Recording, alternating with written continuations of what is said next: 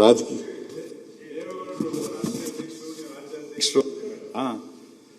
So ಈ ರಾಷ್ಟ್ರೀಯ ಅಧ್ಯಕ್ಷರ ಮಾತು ನೀವು ಕೇಳಲಿಲ್ವಾ ಅಂತ? ರಾಷ್ಟ್ರೀಯ ಅಧ್ಯಕ್ಷರ ಮಾತು ನೀವು ಕೇಳಲಿಲ್ಲ. ನಾನು ಬಿಟ್ಟು ನನ್ನನ್ನು ಎಕ್ಸ್ಪೆಲ್ ಮಾಡ್ಬಿಟ್ರು. ನಾನೇ ಕೇಳಪ್ಪ ಇಲ್ಲಿ ಒಂದ್ ನಿಮಿಷ ನಾನು ಹೇಳಲಿಕ್ಕೆ ಏನು ಹೊರಟಿದ್ದು ಅಂದ್ರೆ, ರಾಷ್ಟ್ರೀಯ ಅಧ್ಯಕ್ಷರ ಮಾತನ್ನು ಕೇಳಲಿಲ್ಲ. ಈಗಲೂ ನೀವು ಹೈಕಮಾಂಡ್ ಮಾತನ್ನು ಕೇಳಬಾರ್ದು. ಈ ರಾಜ್ಯದ ಗಟ್ಟಿ ನೀವು, ಈ ರಾಜ್ಯದ ನಂಬರ್ 1. ಹಂಗಾಗಿ ಯಾವ ಹೈಕಮಾಂಡ್ ಸರ್ ನಿಮ್ ಮುಂದೆ ಬಿಸಾಕ್ಬೇಕು ನೀವು ಹೈಕಮಾಂಡ್. ನೀನು ಬಿಜೆಪಿಗೆ ನೋಡ, ವಾಜಪೇಯಿ ಮೋದಿ ಅವರಿಗೆ ಥೂ ಅಂತನು, ಥೂ ಅನ್ನು ನೋಡೋಣ.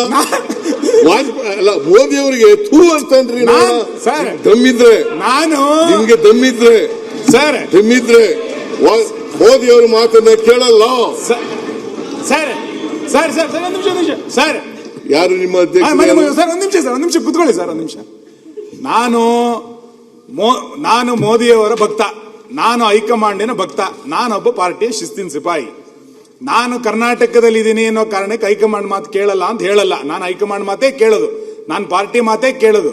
ನೀವು ಸಾಂದರ್ಭಿಕವಾಗಿ ಏನ್ ಹೇಳಿದ್ರಿ, ರಾಷ್ಟ್ರೀಯ ಅಧ್ಯಕ್ಷರು ದೇವೇಗೌಡರು, ನಾನು ರಾಜ್ಯಾಧ್ಯಕ್ಷ ಆಗಿದ್ದೆ ಅಂತಂದ್ರಿ. ನನಗದು ಖುಷಿ. ನೀವು ಹೋಗಿ ನಿಮ್ ತನ ಉಳಿಸ್ಕೊಂಡ್ರಿ ಅಂತ. ಆ ತನ 2026ರಿಂದ 28 ತನಕ ಉಳಿಸ್ಕೊಳ್ಳಿ ಅಂತ. ಯಾವ ಹೈಕಮಾಂಡ್ ಸರ್ ನಿಮ್ ಮುಂದೆ? ನೀವು 17 ಬಜೆಟ್ ಮಂಡನೆ ಮಾಡಿದವರು ಯಾವ? ನೀವು 17 ಕೇಳ್ಬೇಕು. ನೀವು ಏನೇ ಜಾಕ್ ಹಾಕಿದ್ರು ಕೂಡ ಇರ್ತಲ್ಲ. ಬಹಳ ಪಾಪ ಸುನೀಲ, ನಿಮ್ಮ ಸೌತ್ ಕೇಂದ್ರದವರೆಲ್ಲ ಬಹಳ ಶಾರ್ಪ್ ಅನ್ನ ಕಾಣಿಸುತ್ತಲ್ಲ. ಮೇನೋ ಉಪನೇರು ಬೆಂಕಿ ಹಚ್ತೀರಿ. ಮೀನ್ ತಿನ್ನೋದು ಏಡಿ ತರ ಇಟ್ಕೊಂಡ್ಬಿಡ್ತಾರೆ. ಅಶೋಕ್ ಅವ್ರಿಗೆಲ್ಲ ಕರೆಕ್ಟ್ ಗೊತ್ತಿದೆ. ಈಗ ಮಾನ್ಯ ಅಧ್ಯಕ್ಷರೇ, ಹೈಕಮಾಂಡ್ ಈಸ್ ಎನ್ ಹೈಕಮಾಂಡ್. ಎಲ್ಲರೂ ಕೇಳಲೇಬೇಕು, ನೀವು ಕೇಳಬೇಕು, ನಾನು ಕೇಳಬೇಕು. ಹೈಕಮಾಂಡ್ ದೇವೇಗೌಡರು ರಾಷ್ಟ್ರೀಯ ಅಧ್ಯಕ್ಷರಾಗಿದ್ದರು, ನಾನು ಸ್ಟೇಟ್ ಪ್ರೆಸಿಡೆಂಟ್ ಆಗಿದ್ದೆ. ಅವರು ಕರ್ನಾಟಕದಲ್ಲಿ ನಾವಿಬ್ರು ಪರಸ್ಪರ ಮಾತುಕತೆ ಆಡ್ಕೊಂಡೆ ಪಕ್ಷ ನಡೆಸ್ತಾ ಇದ್ದದು. ದೇವೇಗೌಡರು ಜನತಾದಳ ಎಸ್ನಲ್ಲಿ ಕರ್ನಾಟಕದಲ್ಲಿ ಇದ್ರು ಅಂತ ಹೇಳಿದ್ದು ನಾನು. ಅದರಿಂದ ನಾನು ನ್ಯಾಷನಲ್ ಹೈಕಮಾಂಡಿನ ಮಾತು ಕೇಳಲ್ಲ ಅಂತ ಹೇಳಿಲ್ಲ. ಹೈಕಮಾಂಡ್ ಮಾತು ಕೇಳ್ತೀನಿ, ಈಗಲೂ ಕೇಳ್ತೀನಿ, ಮುಂದೇನೂ ಕೇಳ್ತೀನಿ, ನಾಳೆನೂ ಕೇಳ್ತೀನಿ. ನಾಳಿದ್ದು ದೇವೇಗೌಡರು ಏನ್ ಮಾಡಿದ್ರು, ಯಾಕೆ ನಾನು ಕೇಳಲಿಲ್ಲ ಅಂತಂದ್ರೆ, ಹುಬ್ಳಿನಲ್ಲಿ ಒಂದು ಸಮಾವೇಶ ಮಾಡಿದ್ರು, ಅಹಿಂದ ಸಮಾವೇಶ ಮಾಡೋದು ಹುಬ್ಳಿನಲ್ಲಿ. ಆಗ ದೇವೇಗೌಡರಿಗೆ ಹೇಳಿದೆ, ನಾನು ಅಹಿಂದ ಸಮಾವೇಶ ಮಾಡ್ತೀನಿ, ನೀವು ಬರಬೇಕು ಅಂತ ಹೇಳಿದೆ. ಇಲ್ಲ ಮಾಡಕ್ ಕೂಡುದು ಅಂತ ಹೇಳಿದ್ರು. ನಾನು I went with Ahinda conference. ಆಗ ದೇವೇಗೌಡರು ನನ್ನ ಎಕ್ಸ್ಪೆಲ್ ಮಾಡ್ಬಿಟ್ರು.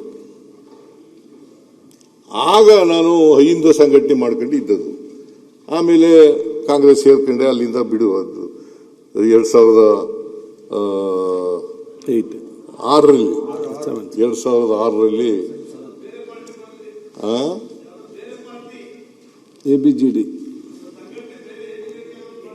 AIPJD ನಾನು ಆಗ AIPJD ಅಂತ ಮಾಡಿದ್ದೆ, ಅಖಿಲ ಭಾರತ ಪ್ರಗತಿಪರ ಜನತಾದಳ.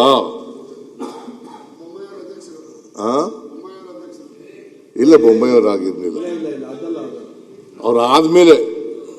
ಬೊಮ್ಮಾಯಿಯವರಾದ್ಮೇಲೆ AIPJD ನಾನು ರಘುಪತಿಯವ್ರನ್ನ, ಪಾಪ ರಘುಪತಿಯವ್ರು ಇಲ್ಲ ಈಗ, ರಘುಪತಿಯವ್ರನ್ನ ಕಳಿಸಿ ಅದನ್ನು ರಿಜಿಸ್ಟರ್ ಮಾಡಿಸಿ ನಮ್ಮ ಹೆಸರಿಗೆ ಮಾಡಿಸ್ಕೊಂಡಿದ್ದು. ಅದಾದ್ಮೇಲೆ ನಾನು ಕಾಂಗ್ರೆಸ್ ಸೇರುವಾಗ ಮರ್ಜ್ ಮಾಡೋದು. ನಾವು 9 ಜನ MLAಗಳಿದ್ದೋ, 9 ಜನನೂ ಕೂಡ ಮರ್ಜ್ ಆದವು ನಾವು. ಆಗ ಕಾಂಗ್ರೆಸ್ ಆದ ಅಲ್ಲಿಂದ 2006. ಆಮೇಲೆ ಕಾಂಗ್ರೆಸ್ ಇದು ಜನತಾದಳ ಎಸ್ಗೆ ರಾಜೀನಾಮೆ ಕೊಟ್ಟು MLA ಆಗಿದ್ನಲ್ಲ, ರಾಜೀನಾಮೆ ಕೊಟ್ಟು ಬೈ ಎಲೆಕ್ಷನ್ ನಿಂತ್ಕೊಂಡೆ. ಬೈ ಎಲೆಕ್ಷನ್ ಅಲ್ಲಿ ಗೆದ್ದೆ, ಮತ್ತೆ ಕಾಂಗ್ರೆಸ್ ಆದೆ ನಾನು. ಸೊ ಅದು ಕತೆ, ಅದು ಚರಿತ್ರೆ, ಅದು ಬಿಡಿ.